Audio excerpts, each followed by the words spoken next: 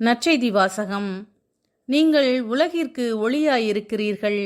மத்தேயு எழுதிய தூய நற்செய்தியிலிருந்து வாசகம். அதிகாரம் 5, இறை வசனங்கள் 13 முதல் 16 முடிய. அக்காலத்தில் இயேசு தம் சீடரை நோக்கி கூறியது: நீங்கள் மண்ணுலகிற்கு உப்பாயிருக்கிறீர்கள்.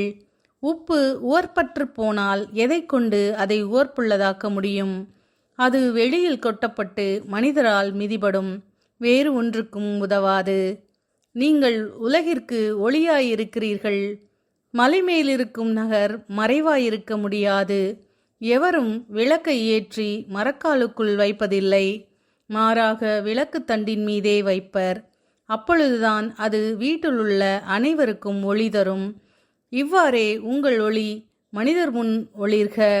அப்பொழுது அவர்கள் உங்கள் நற்செயல்களைக் கண்டு உங்கள் விண்ணக தந்தையை போற்றி புகழ்வார்கள். ஆண்டவரின் அருள்வாக்கு. கிறிஸ்துவே உமக்கு புகழ்.